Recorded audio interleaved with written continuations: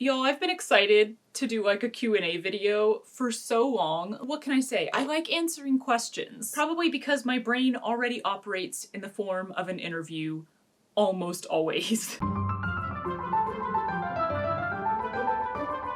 So first of all, a giant thank you, big virtual hugs to all of you. Thank you so much for joining this community, for welcoming me into this community, for being here, for subscribing, for watching, and for asking a whole lot of very thoughtful questions. You guys gave me a lot of questions. I'm gonna try to get through as many of them as possible, but I also don't want this video to be hours or even an hour, so I'm probably gonna have to keep my answers pretty short, and if there's anything that you'd like to hear more about, let me know, and I can always maybe do that at another point. Why did I not check my battery before starting this? It's already about to die.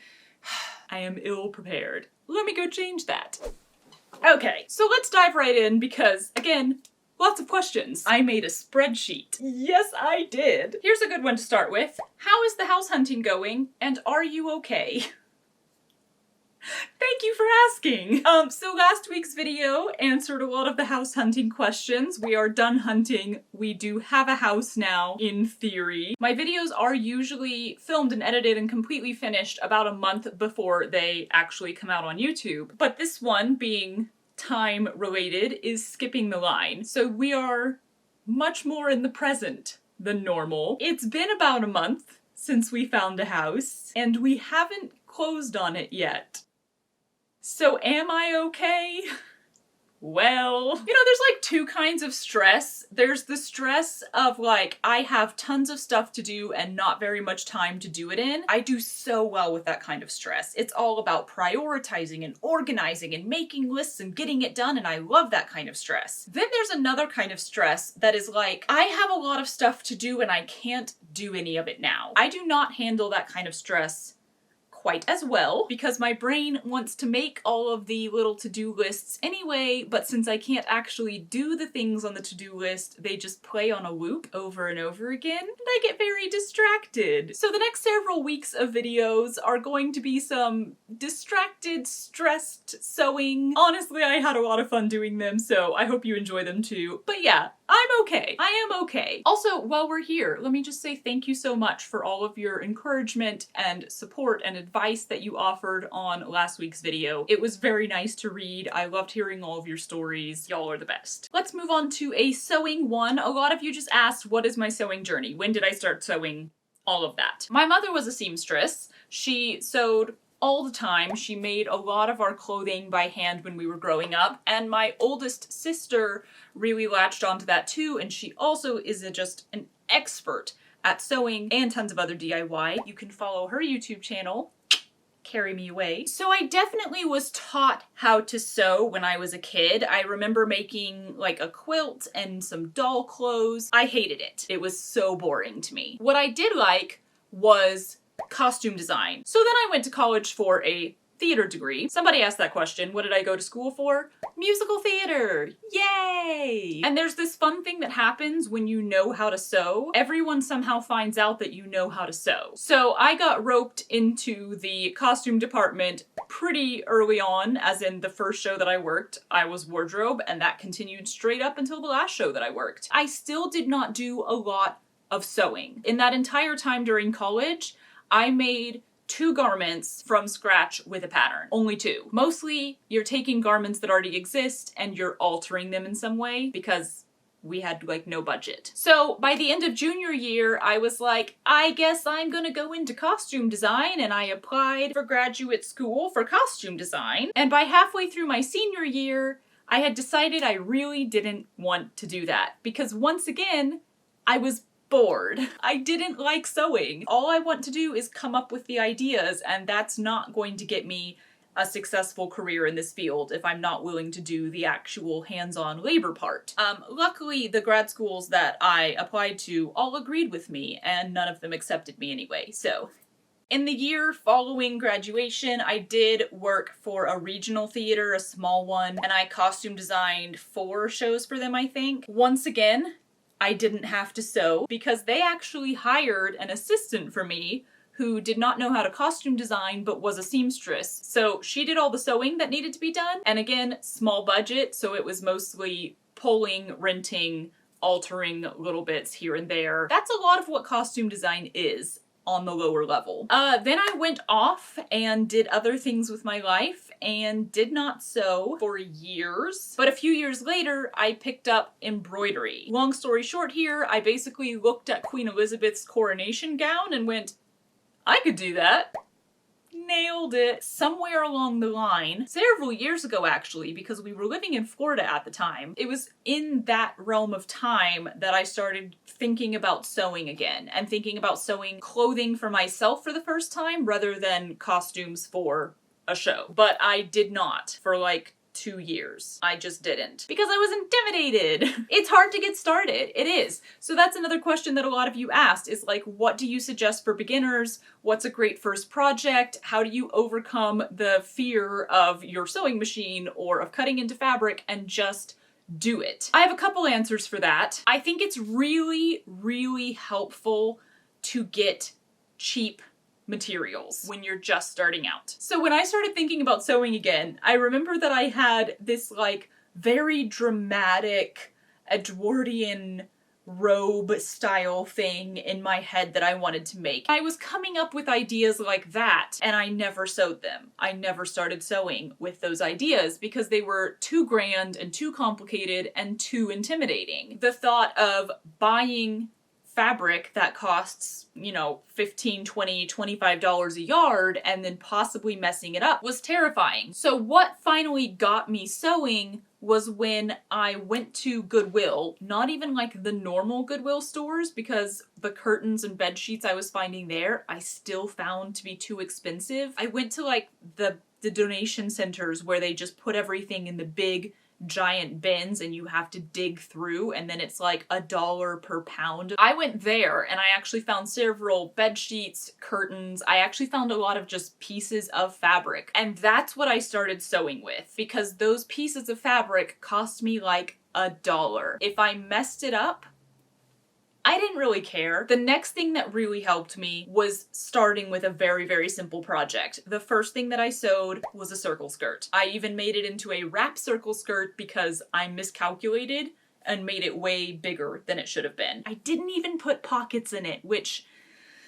I'm still sad about to this day. A very simple project may not be the same for everyone. It might be a tote bag, a pillowcase, a curtain. Find something that you are like, oh, that's almost too simple to even bother with. And start with that, because once you do it for the first time, once you actually get on the machine, once you actually cut through some fabric, and once you turn out that final piece and you're like, oh, okay, I can do this. It shifts your brain so quickly. You really get high on it. You're like, ha! I can do anything! And it will get you started. Cheap fabric, simple project, final thing, low expectations. Because my fabric was cheap and my project was simple, I also kept my expectations very low. I was like, you know what? If this doesn't work out and I can't wear this, that's fine. Ironically, the purple skirt that was the first thing I made, I wear all the time now. Keeping your expectations low keeps the intimidation low. I mean, looking back, I don't really remember why I finally started sewing exactly when I did. I'd probably have to rewatch my very first sewing project video, which is on here. I went to Goodwill and I got some cheap fabric, and I think one day I was just like, it's happening! And I started sewing, and I basically haven't stopped since then. That's my sewing journey. Oh, and one of you asked, how long did it take before you moved from super beginner, trying to keep a straight line, to knowing how to construct a garment without a pattern or make your own pattern? I still feel like a beginner because I'm constantly trying something that I have no idea how to do and just figuring it out as I go. I very much approached sewing this latest time as, can I just figure out how to make stuff on my own? I'll use patterns if I want to, but I really want to figure out how to do this without guidance, I guess. Which is kind of the same way that I approach baking and cooking. I'm very much like, yeah, I'll use a recipe if I need to, or I'll do some research. But ultimately, I'd really like to be able to do this without any guidance. I just want to be able to walk in and start doing something without having to look at any instructions. That's kind of my approach to life. So I think coming in with that mindset, first of all, is what made me interested in sewing again. I think the reason I disliked it all the times that I tried before is because I was approaching it very much as like, oh, you're supposed to take a pattern and then you take your fabric and then you follow the instructions and you turn out a garment. And it wasn't clicking for me. I wasn't enjoying it that way. I think approaching it differently, approaching it as I'm going to learn how to construct something by myself, even if it doesn't work out the first 1, 2, 3, or 10 times, I think that drastically altered how I looked at sewing, and it's what made me fall in love with it this time instead of just trying something, being bored again, and moving on. I don't know if that answered your question, but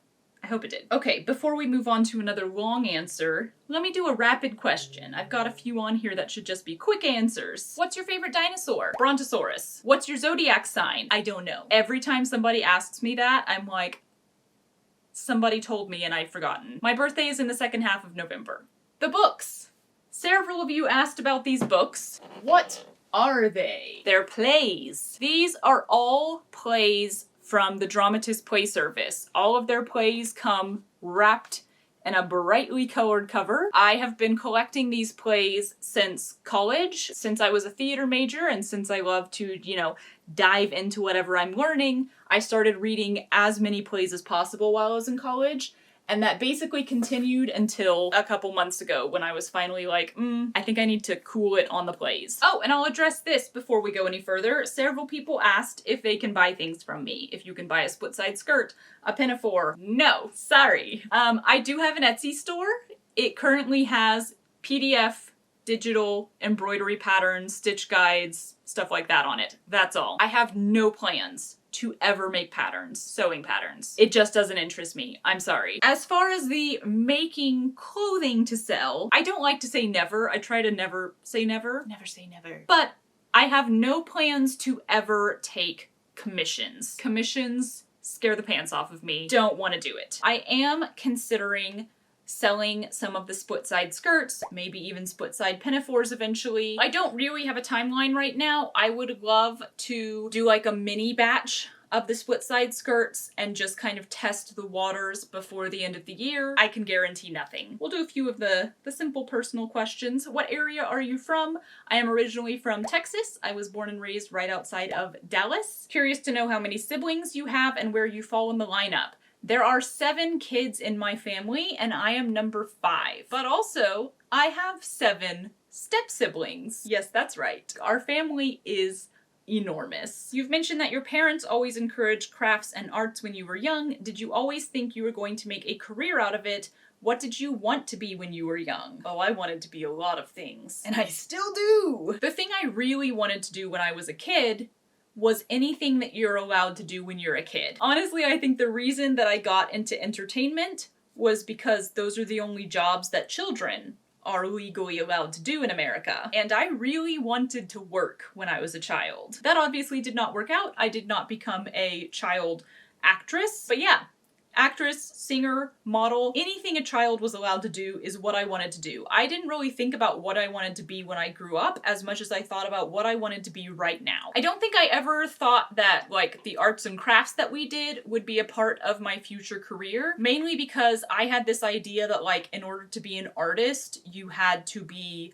really skilled in something like drawing or painting or sculpting, and then you had to like go to art school and you just had to have talent, and I didn't really know that you could just be an artist by making art. So no, I did not really think that that would be part of my career. I mainly just wanted to work in entertainment. Do you have an 8 to 5 or do you work from home? So YouTube is my full-time job. When we moved to LA, I decided to make YouTube and Etsy and artwork in general my priority. I have worked some jobs since then. I did a few casting contracts, and I also do background jobs on the side, so that is like my side job. This is my full-time job. But yeah, that answers a few other people's questions. Are you a full-time content creator? Yes, I am. Somebody said, where do you find the time? It's because it's my full-time job. I'm exceptionally grateful now that this is my full-time job and I can schedule out every day to work on this. Especially now, one of you asked, Are you affected by the strike? Yes, I am! It was already a slow year for background work last year. Hold on, I have a spreadsheet for this. So I really do it on the side. I'm not pursuing it super full-time. I just kind of take the jobs that roll in. But last year I worked like 56 days on set. This year I had worked about 10 days on set early on in the year, which was already like very slow, and I don't really know why that was. But then the writer's strike happened, followed by the SAG-AFTRA strike, so there has been no work since then. Audience for reality shows technically fall under a different contract, so they are technically allowed. Also, I'm not in the union, so I could technically work whatever I want, but I am SAG-AFTRA eligible, and I would like to leave that possibility open for the future, because you never know what's going to happen in the future. So yeah, as a safety, I just don't take any job. I have not worked on a set in a really long time. But I am so glad that they are negotiating this and they're standing up for their rights and they're making it better, because it is...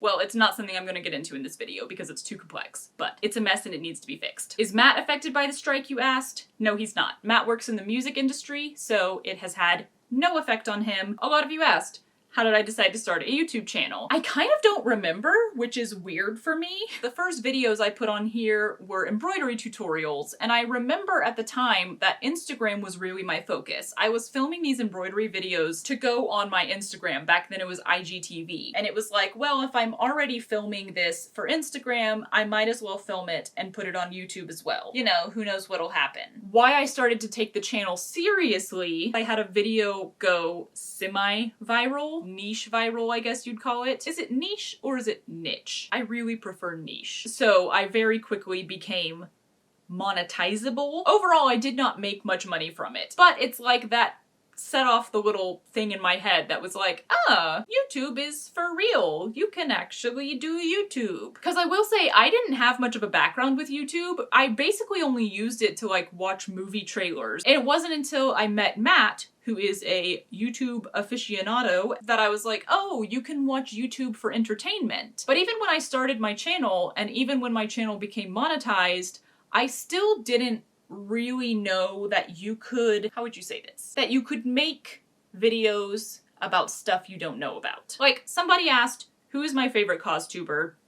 It's Rachel Maxey, for more reasons than one. YouTube suggested her videos to me for months before I finally clicked on one. This was years ago. I'm very slow to get into things. But finally one day I was like, okay, I'll give this a try. And it was the first time that I had watched somebody on YouTube not do a tutorial. It was the first time that I saw like, oh, you can just do like a project vlog. You can just be like, hey, here's me making something. I don't know what I'm doing, but thought you might want to watch. I didn't know that that was a thing. I thought if you were gonna make videos on YouTube, it had to be something that you knew about, which is why I made embroidery tutorials, because that's the only thing I really felt like I knew about. So it was kind of a three-step journey. There was, I started a channel, I started taking the channel seriously, but even then I was still making embroidery tutorials. I was trying to make content about the thing I was informed about. And it wasn't really until I started watching Rachel Maxey that I was like, oh, I could make content about stuff that I don't know anything about. I can make content of me learning and just having fun trying something, and people might want to see that. And that's what kind of led to this channel becoming what it is now. I was not comfortable talking on camera for a really long time. Like, my voice sounded so weird to me, and then I finally like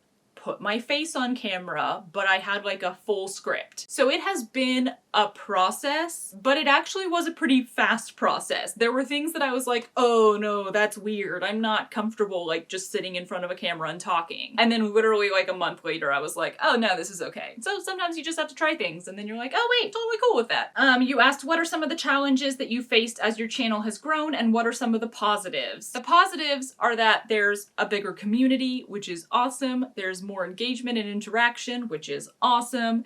And let's be real, I finally get paid a little bit more, which is awesome. The challenges have been that there's a bigger community and there's more engagement, and that just means that I can't give the same level of like personal attention that I used to. I used to try to read and respond to every single comment, and I simply can't anymore. I wouldn't have enough time. Also, the bigger your audience is, the more people who are seeing your videos, yes, the more rude or unsavory comments you are going to get. It just comes with the territory, and I am getting better at not letting those affect me, but it is a process. As soon as numbers start going up, you can also become, unfortunately, obsessed with them. So that's something I've really been trying to stay on top of and stay aware of. I do not want to become obsessed with my analytics. If the line is going like this and that makes me happy, and then it's going like this and that makes me sad, that's not a good thing. I cannot let the numbers affect my mood and my mental health. I haven't been struggling with that too much so far, but it is something that I'm just trying to constantly be aware of and stay on top of so that it doesn't become an issue in the future. You asked, do you have a new goal in your YouTube channel, or do you simply enjoy that number? Actually, I try not to ever make goals related to anything social media. Goal to me is like something that you're actively working towards, and when it comes to social media, you have so little control that setting a goal can end up becoming very frustrating. You can do everything right, you can do everything that people tell you to do, you can do everything you think is good, and you still won't reach that goal because you are not in control. So I very much avoid that kind of language with myself. I just try to stay consistent, do the things that I love, share the things that I love, and let whatever will happen, happen. That being said, I do kind of look forward to certain steps along the way. Like, oh, when that happens, it'll be really cool. I can't make it happen, but it'll be cool. So like, when 100K happens, that'll be awesome. And it was. So what's the next, like, step that I'm looking forward to? Yeah, I don't know that I have one. It'll be cool to get, like, some sponsorships. That would be a fun step. Whew! I have been talking a lot already. Let's do a few more rapid questions. Do you have a recent short project that sparks joy every time you see it? This was not super recent, I guess, but it was somewhat recent. This sparks joy every time I see it. Where did you get your blue sewing chair? Looks like it's a swivel. It is a swivel! I got it on Wayfair. I'm 99% sure. Do you think poodle skirts are adorable or tacky? I think they're always adorable costume options. I wanted a poodle skirt so much when I was a kid. I think my sister finally did make us some. And quite honestly, if you want to wear one in everyday life, it's still adorable. Yeah, no, I vote adorable, always. So can we see Matt, or is he camera shy? This is Matt.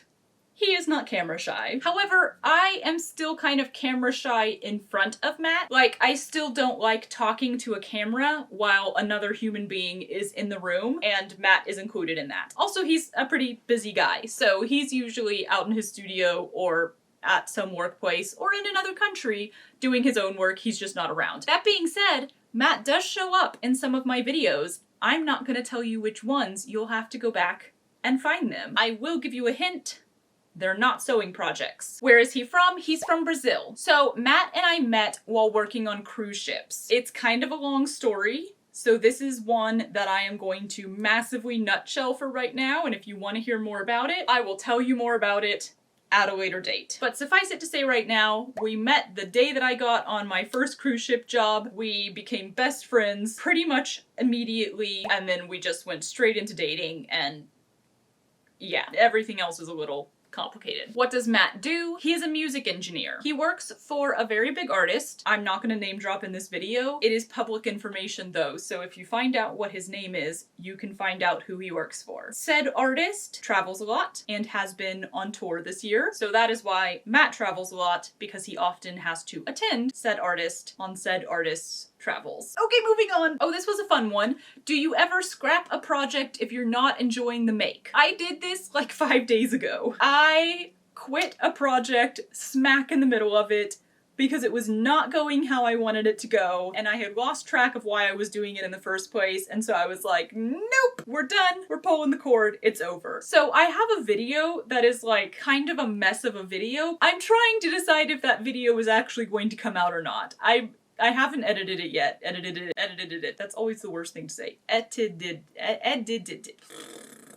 Convince me if you want to see a total trash heap of a video. It happens more in embroidery for me than in sewing, but honestly, like, I'm a fan of quitting, y'all. I'm a fan of quitting. If something is destroying you mentally, sometimes you should just quit. That's pretty high stakes, actually. Sometimes you should just quit if something is not bringing you joy, especially when it comes to like something you're doing specifically just to bring you joy. On that note, embroidery. You asked, how is the Beauty and the Beast embroidery going? Let's go take a look. Ta-da! This is where we are on the Beauty and the Beast embroidery. It is currently on hold. I felt like I got to like a nice stopping place right here, so I paused on this one so that I could work on this one, which is my Fantasia embroidery. Once I get all the flowers done, I'm gonna pause on this one and go back to that one. You asked, what is your oldest whip? And I was about to say that it is the Beauty and the Beast embroidery, but actually, I don't think it is.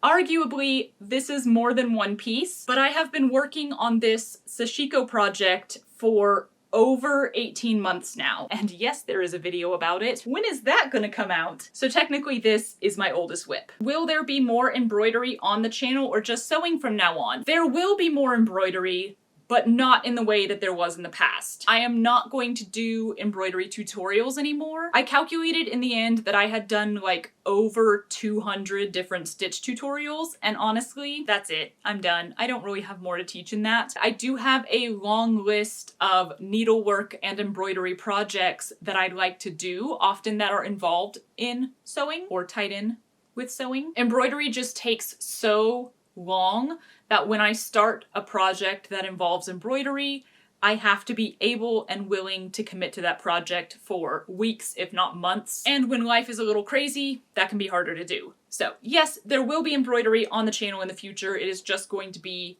here and there, few and far between, because it just takes so long. Other crafty questions. Do you crochet? I do not. I think someone tried to teach me how to crochet when I was in like 6th grade and I wasn't very good at it. Of the crafts you have not begun yet, which is one you want to dabble in? Okay, this is like totally random, but making like miniatures or dioramas, I guess. I love watching videos of people doing like fairy tale houses completely out of cardboard. The problem with all of those projects is they usually take a good painting ability. I'm not good at painting. What other hobbies do you have? Y'all, I would do like any hobby out there. Matt was actually looking at hobbies the other day. We looked up a list of hobbies on Wikipedia because he was like, I need something else to get into when work is a little slow. And we're reading down this list and I was like, ooh, I do that, I do that, I do that, I do that. Like 90% of the list. I was like, I either already do that or I'd very much love to try it. I want to do everything. Which, you know what, I feel like leads into this question, which is also just kind of a compliment. You seem to be pretty fearless doing new things. Is that a trait that comes naturally to you, or is it a skill that you work at? First of all, thank you. Second of all, I feel like it's a brag to say that it comes naturally, but I do think it comes naturally. I am exceptionally curious. I love experiences and new things, despite also loving like the comfort of routine and familiarity. But I love trying new things. I like that it's scary. I like that trying something new often taps into emotions that you don't utilize as often. I find the whole scope of emotions that are available to humans to all be good and worthy of exploration. So when I do something that's different or new or scary, it allows me to explore some of those emotions that sitting here comfortably at home doing the things that I love that are in my wheelhouse that bring me joy, I may not experience those emotions as often. So I think that's where like my desire, or at least my willingness to do anything comes from, is like there's nothing negative. There's no, God, I don't even really know how to explain it. There's no bad side to trying something new. It might not work out. You might not like it. You might experience emotions that are traditionally categorized as negative, but none of that is a bad thing. So why not just go for it? Because on the other hand, you might love it and you might have the time of your life and it might be amazing. And regardless of the outcome, you will have a story to tell. And the focal point of my life has been collecting stories. So I hope that answered your question. Speaking of collecting stories, how many other jobs have you had? What were they? Can you name some of the most peculiar ones? And what was it like for you switching jobs so often? Guess what? I have another spreadsheet! I had to redo my resume so many times that eventually I just created a spreadsheet of every job that I've ever had. This does include volunteer work, so a lot of theater work where I was not paid. Total number of jobs, 61. been a good time. What was it like changing jobs so often?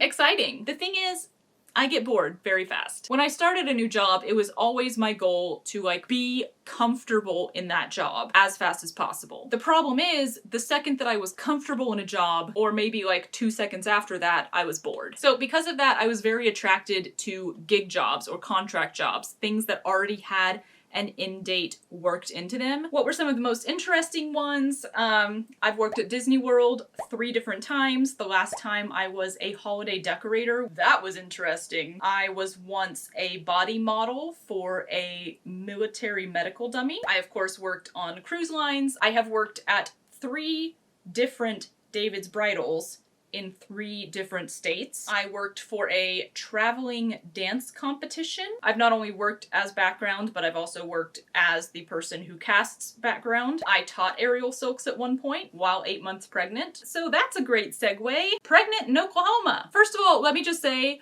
thank you to everyone who asked about this, because every single one of you asked about it very respectfully. I mention it so casually because I am completely comfortable in talking about it. Yes, I have been pregnant. I have given birth. I have a daughter. I am a birth mother, or a biological mother. So my daughter was adopted by a family that I selected to be her parents, who were much better able to care for her than I was. Again, this is one of those stories that is obviously quite complex and nuanced, so I am not gonna go deep into it right here. I absolutely would love to talk about it at another time. I relish the chance to share this experience. It's something that I don't think is talked about enough. It was really an incredible experience for me from start to finish, and I look for any opportunity to destigmatize the role of a birth mother, because I think that's something you don't hear about from that perspective very often. So, thank you for asking. I'd love to share more in the future. Yes, I do have a daughter. Actually, this is a bit on the embroidery note, but I was thinking about doing some videos in the future that are like stitching and stories, real-time stitching on whatever embroidery project I'm working on, and then you guys could choose a topic that you want me to talk about and ask questions in advance, whether it's like, what was it like working at Disney World, or working on cruise ships, or fully going into how Matt and I met, or the story of my daughter. If that is something that you'd like to see from me in the future, let me know. You wanna join me? So this is Link. He is a mini Australian Shepherd. Oh, look at you, aren't you cute? Okay, bye! We've had him since he was 4 months old, and he's almost 5 now. Believe it or not, I have not been a dog person all of my life. That only happened while I was living in Iceland. Totally different story there, not gonna get into that. But prior to that, I was a cat person. So, somebody asked, do you have or are you planning to have a cat? I tell Matt that I want a cat at least once a month. And honestly, he'd be cool with it too, but practically speaking, we should not get another animal in our lives right now. I kind of hope that like one will walk into our lives. Like those videos you see where people are like, hey guys, look, this cat is in my house. Do I have a cat now? I want that to happen. Have you ever sewn something for your puppy? Hold on. This is the only thing I have ever sewn for Link. A few weeks ago, he was obsessively licking one place on his arm, so I made him a little arm sock. That whole issue is resolved, but he refused to wear it. So I feel like that also answers the question, have you ever considered sewing clothing for your dog? He will not put up with that. Let's do some sewing related questions. What singer model are you sewing on, and are you tempted to upgrade? This is singer fashion mate. No, I'm not really tempted to upgrade right now. I'm sure I will be eventually, but I'm a pretty simple seamstress, and this one does a straight stitch and a zigzag. I'm much more interested in getting a serger than in upgrading my sewing machine. Do you ever make clothing for men? I never have, other than like altering clothing when I was doing costume design. Matt actually really wants me to make clothing for him because he is also pretty picky about like textiles and the feel of clothing. I just don't do it because sewing for other people scares me. Do you mend your clothes? I put clothing that needs to be mended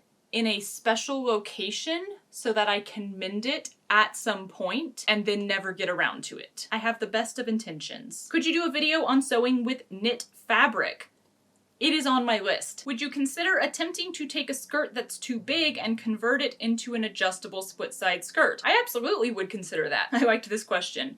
Split side seam pants? Yes, also on my list. Do you wash the fabric before sewing? Okay, y'all. Some of my fabric I pre-wash as soon as I get home. However, I do not pre-wash all of my fabric. I normally just forget. When I want to make something, I just start making it. Washing my fabric miles away from my head. Pre-wash your fabric. I think that's what the sewing community wants me to say to you. You should pre-wash your fabric. Don't do as I do. Do as you want to do. Could I make my own clothes without needing to get a machine? Yeah, absolutely. If you've got the time and the patience, 100% go for it. On my list of things I'd like to try are several like hand sewing garment projects of varying levels and points. I haven't gotten around to them because that takes time. But yeah, dude, awesome. Hand sew your clothing, that's incredible. What sewing tools are a must? I'm a simple gal. I get told all the time that I should have more tools than I have. You know what I use? Pins. A good pair of fabric scissors, worth spending some extra money on. Both a measuring tape and like a good straight ruler. I use heat erasable pins rather than water soluble pins, just because I was using these as an embroiderer, so I already had them. Wrapping paper as a way to make your own patterns because it has a grid on the back. That was a handy tip I got from my sister Carrie. Y'all, that's like all I use. I think if anything, my tip in this area would be you don't need fancy sewing tools or a lot of sewing tools to make something. You don't. Favorite food? I don't have one. I don't even have like a favorite cuisine or a favorite restaurant because anything that I eat too often, I will get bored of. I do, however, have a favorite eating experience, which is afternoon tea. What do you think of inclusivity, sizing, gender, ethnicity, ability? I'm for it. Strongly. What is your favorite color and how often do you use that color in your sewing? Purple. Like every shade of purple. I use it fairly frequently. What about your least favorite color? I don't know that I have a least favorite color. All colors are amazing. Okay, so something a bit more personal. A few of you asked about this as well. Are you neurodivergent? Specifically, a lot of you asked, do you have ADHD? So I believe myself to be neurodivergent, but I have not been officially or professionally diagnosed or even assessed with anything at this time. From my own research, the experiences that I undergo align actually with autism quite strongly. I really like to explain and talk about the way that my brain works, but at this time, I don't want to just say that I am on the spectrum. There's nothing wrong with self-diagnosis. I have no problem with people doing that, but me personally, I really do feel that I need a professional assessment just because I have a tendency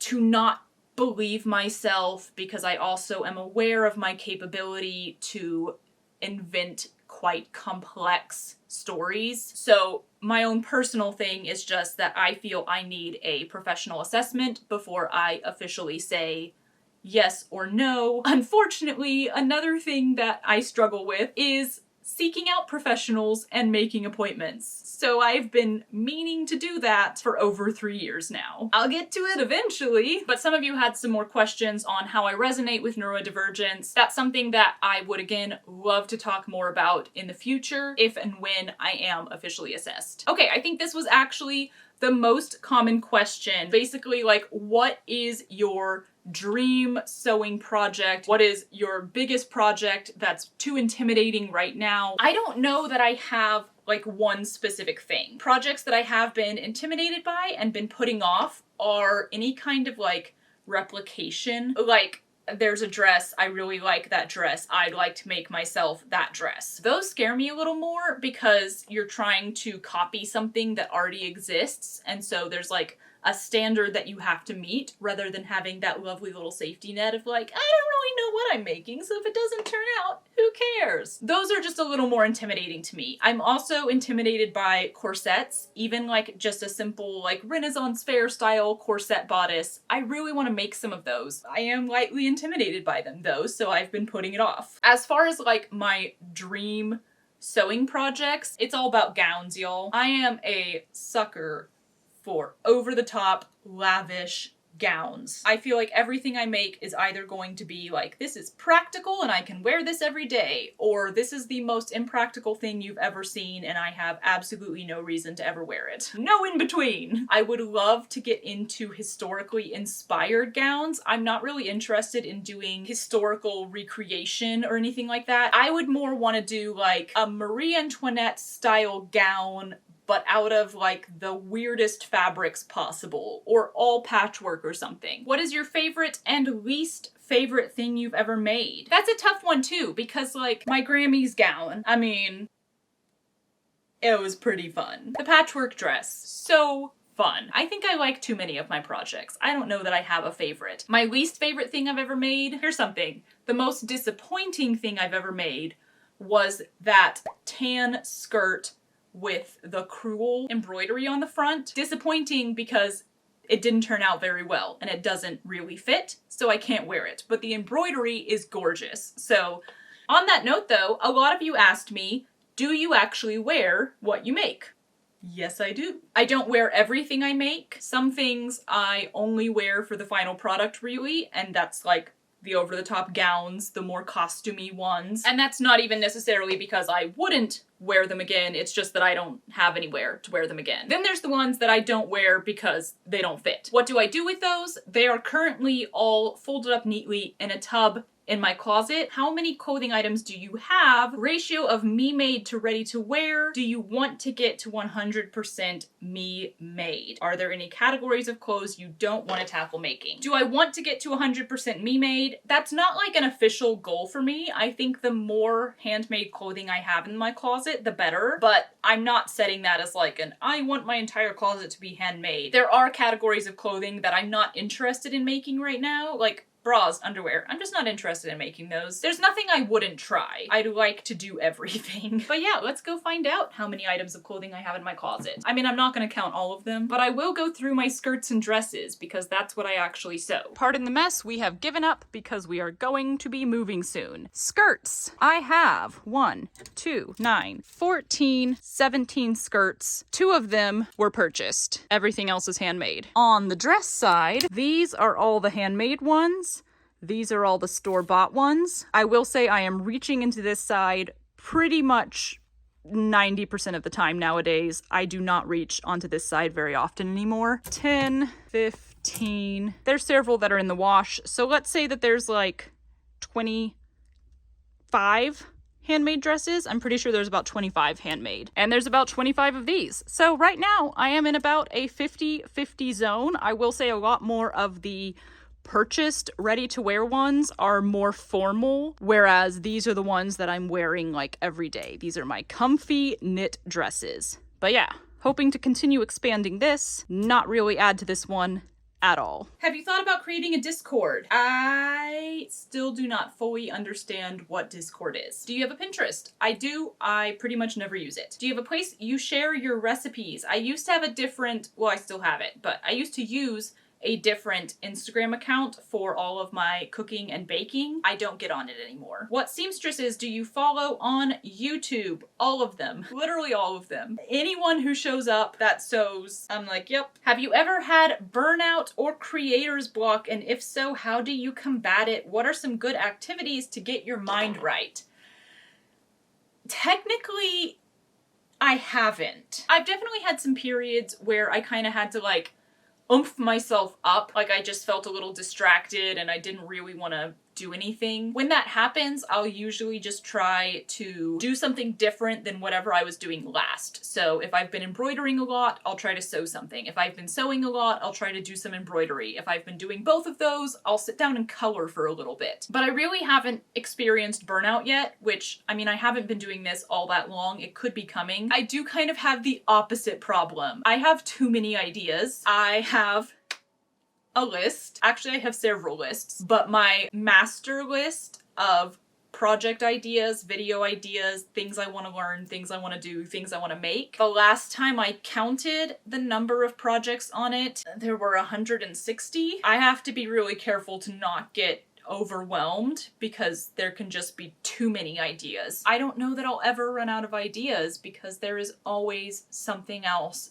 that I want to try. If you could live anywhere else in the world, where and why? I'm honestly pretty dang happy in LA. The only thing we don't like about LA is the cost of living. That being said, I did really like Italy. Living in the Italian countryside, tempting. If you could have any job in the world, no limitations at all, what would it be? This is something I actually don't talk about very much, but writing is my oldest and most consistent hobby. In high school, I wrote full-on novels. In college, I tried out writing plays. Since then, I've written movie scripts, TV scripts. The thing I really like writing the most is TV scripts. I also love being on set. I like directing. Despite being an introvert, I love leading a team. My absolute pipe dream job is to be the showrunner of my own show. Not show that I act in, but show that I've written. That's not realistically going to happen. It's the same as me saying oh, I would love to be a doctor, but I have absolutely no plans of applying to medical school. Despite how much I love writing, I have always known that I would not be good at doing it in a professional career setting, because as soon as something is put on me that you have to write this, I think my writing becomes terrible. And I've really never had the discipline or desire to build that skill. All that to say, it's not gonna happen, but it is my dream job. My battery's dying again. Whee! Whoo, y'all, I do not know how I'm going to edit this down into a watchable length, and I still have so many questions left. Tips for actually finishing a project. I think if it's a long, complicated project, like one of my big embroidery ones, I let myself take as long as I need to with it. I don't rush myself, and that actually makes it more likely that I will eventually finish. If it's a quicker project, I think then it's more important to me to not interrupt it with other things, to just keep going on it until it's done. Also, reward systems. Let's be real. When I was traveling in Iceland and Scotland, I was hiking all the time, and I'm not good at exercise. I hate exercise. So I would use reward systems to make myself finish the hike. Make your rewards small. It would be hike for another 10 minutes, and then you get to have half of your protein bar. Just kidding, it was never a protein bar. I don't like protein bars. Half of your apple slices or whatever. Actually, now that I'm thinking about it, do I do this with everything? Oh my god, I do this with everything. I do this with editing, because editing is difficult for me. Because I want to take a break from editing, so I will reward myself with breaks from editing. Oh god, yeah. Alright, there we go. I discovered my answer as I was talking. Reward systems. Give yourself incentive. Do you have any advice to those of us who constantly overthink and procrastinate and then get nothing done? Stop it. Wouldn't it be nice if that solved everything? I think if you're already overthinking something, then you might as well lean into that. Try maybe breaking down the thing that you're overthinking into a lot of smaller things. So if I try to relate this to something I go through, I don't like cleaning either. I don't like a lot of things that you should do as an adult. Exercise and cleaning and making appointments. I will conflate cleaning in my head into some big thing that's gonna take all day. The whole house needs to be cleaned, and we have to do laundry and the dishes, the kitchen's a mess, we need to clean up the yard. And then you just want to keep putting it off because you're oh, there's so much to do. There's this and there's this and there's this and there's this, and it's all coming together into this giant cloud of ew. So instead, if I break it down and go okay, no, actually, what really needs to be done? Well, the dishes need to be done. Let's ignore everything else on the list and let's go do the dishes. And then once you do that, now that overall big cloud of a problem is slightly smaller. Then you realize that it doesn't take that long. You thought it was this big thing that would take all day, but actually doing the dishes took 7.5 minutes. And then all of a sudden, if you keep doing that, you've done a lot of the things that were making this big problem, and the big problem is now just a little problem, or maybe it's entirely gone and it wasn't nearly as big of a problem as you thought it was. Hopefully that can relate to different situations, but that is what I do. What is your fabric and notions organizer tips? You know what? I'm not going to answer this right now because I am about to move into a new space where I will be reorganizing everything, and I will make a video about that. Where do you get a lot of your inspiration?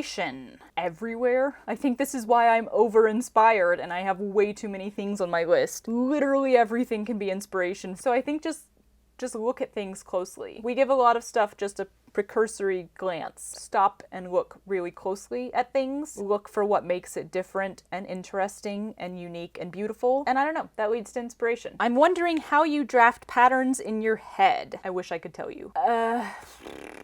Okay, I don't know if this fully answers the question, but one thing that I do, or I've been doing ever since I started sewing, everything I see that I like, I am studying it closer and breaking it down. By this I mean pieces of clothing. If I go into a store and I see a dress, I did this like 3 days ago, saw a dress that I liked, I literally turned that dress inside out. I looked for all of the seams, I looked at how the seams were finished, I looked at where they fall, because that information informs how I'm gonna make a dress later. If I see a picture of a dress that I like, I'm zooming in on that picture, I'm trying to pick out where the seams are. Because if you can see where the pieces are sewn together, that means you can find out what the shape of the piece itself is. A garment just becomes a whole bunch of flat shapes. And if you know where those flat shapes are going on your body, then you just have to find the measurement of that part of your body. And then you assign those measurements to the flat shape, and suddenly you're creating something without a pattern. It's so fascinating. And on that note, if there are questions that I missed, or if there are questions that are brought up for you, feel free to leave them in the comments. I will try to get on here sooner than I normally do and give y'all some answers. I do not know how I'm gonna edit this down. I was aiming for 45 minutes. Did I make it? Thank you so much for all of your thoughtful questions, for all of the wonderful comments you guys leave me, for all of the stories you tell me, for being here, for being amazing. I am so grateful after 61 different jobs that this is the one I am doing right now. So thank you for making that possible for me. You are the best. Later, taters.